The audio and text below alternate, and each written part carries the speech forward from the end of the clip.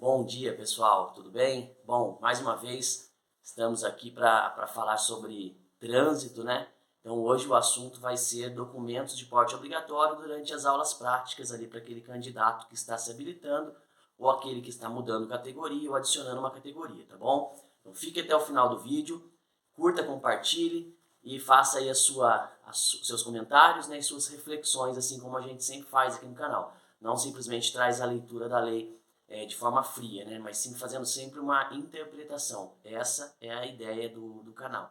Essa reflexão para quebrar aí alguns paradigmas, né? Que existem, porque vem de longa data aí, certos pensamentos, e aí a nossa ideia é fazer com que a atualidade seja trazida no contexto, tá bom? Então vamos lá.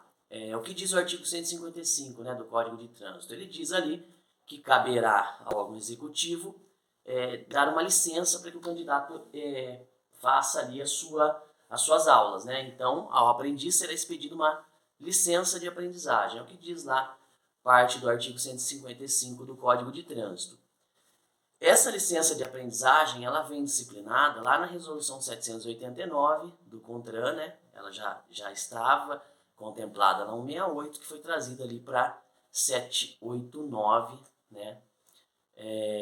Mais precisamente no seu artigo 8º, tá bom?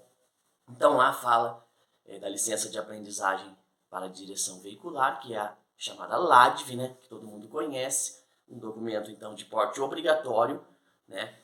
Como diz o Código de Trânsito, que deve haver esse documento, a resolução do Conselho Nacional de Trânsito especificou, parametrizou como é esse documento. Então, lá no artigo 8º, traz todas as características, né, que a licença de aprendizagem deve ter. Né, identificação do órgão que emitiu, o nome completo do candidato, categoria, inclusive tem um ponto, o CFC, né, o número do RENASC. Uma característica interessante desse documento é o fato de que ele tem que ter validade, né, pela resolução. Normalmente as licenças não vêm explicitamente a validade dela. Nós sabemos que ela vai valer durante todo o processo, né, de formação do candidato. Então, ela, por óbvio, tem uma validade ali de 12 meses intrinsecamente, né, não vem especificamente como deveria, que é o teor do artigo 8º da resolução 789, que diz que ela deve trazer ali o prazo de validade. Ela não traz, tá? Eu vou deixar um modelinho aqui de uma LADV real para que vocês tirem suas conclusões aí, aqueles que não são afetos aí à matéria. Quem já trabalha em CFC sabe que as licenças não vêm com a validade específica ali, como vem um documento de habilitação, por exemplo, válido até, tá bom? Bom, avançando.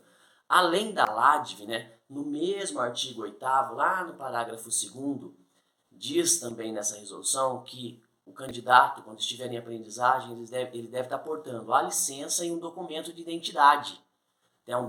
Na verdade, fala um documento de identificação, tá bom? Então, vamos lá. Aí é que entra a nossa questão. Por quê?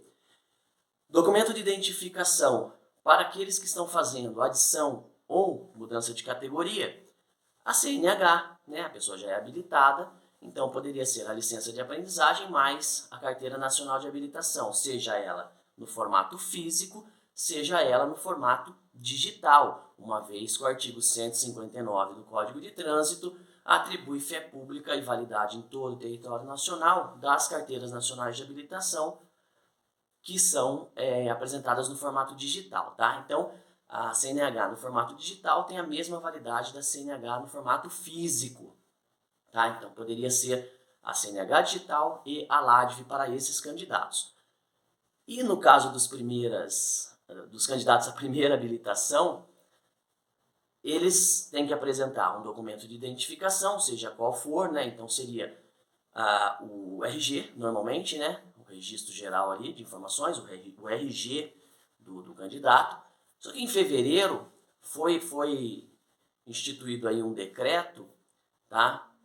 Se não me falha a memória, eu não me lembro muito bem o número do decreto, mas foi em fevereiro, tá?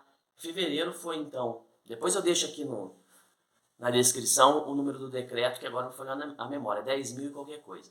Mas ele foi instituído em fevereiro e entrou em vigor em março, tá bom? Onde criou ali a identidade digital, carteira de identidade digital.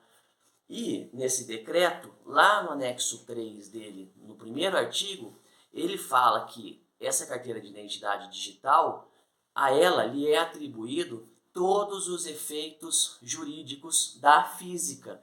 Então, ela também tem validade em todo o território nacional, bem como também é detentora de fé pública, tá? Assim como é a física.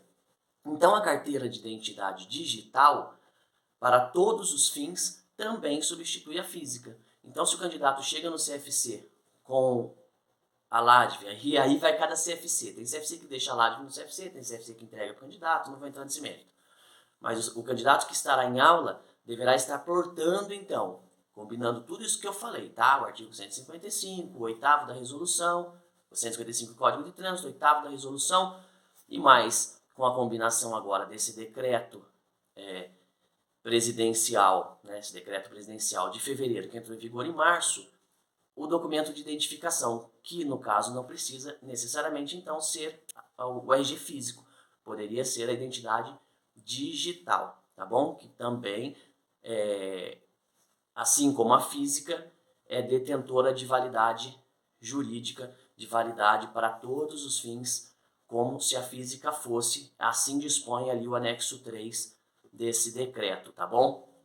Pois bem, aí a pergunta que não quer calar, né? E no exame prático? Bom, pessoal, no exame prático, a lei, os decretos, eles são para ser cumpridos por todos, tá? Não sei como a banca examinadora irá proceder dessa forma, se irá proceder dessa forma em aceitar o RG de forma digital, mas, no nosso entendimento, obviamente que deve aceitar o RG do candidato à primeira habilitação no formato digital, até porque ele foi criado por um dispositivo legal, que é um decreto presidencial, que regulamenta uma lei, obviamente, então tem validade jurídica.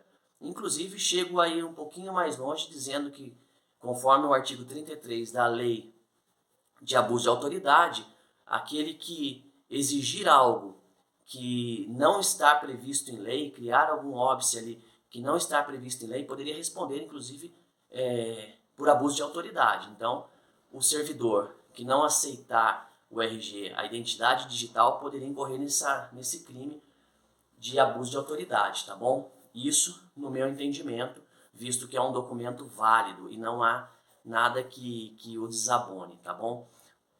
Então esse é o recado que eu queria dar para vocês. No CFC ou no exame, o documento de identidade digital, né, desde que logicamente seguido aquele passo a passo com o aplicativo correto, né? Tem um aplicativo da Polícia Civil ali da Secretaria de Segurança Pública do Estado de São Paulo, você baixa aquele aplicativo, faz a leitura do QR Code no verso do seu RG, né? Cria ali uma senha e ali você vai ter, eu vou deixar aqui o modelo do RG digital que eu fiz do meu filho, né? Que eu baixei ali no celularzinho do meu filho para que vocês vejam e é isso, pessoal. Agradeço, espero que vocês tenham entendido. Então, documento de porte obrigatório durante a aula, documento de identificação e a licença de aprendizagem. Como documento de identificação para os habilitados serve a Carteira Nacional de Habilitação e para os não habilitados, os candidatos de primeira habilitação, serve qualquer documento de identificação, seja um passaporte, um documento de identidade profissional, né, uma carteira funcional e também a carteira de identidade digital desde março, tá bom? Grande abraço, fiquem com Deus e até a próxima.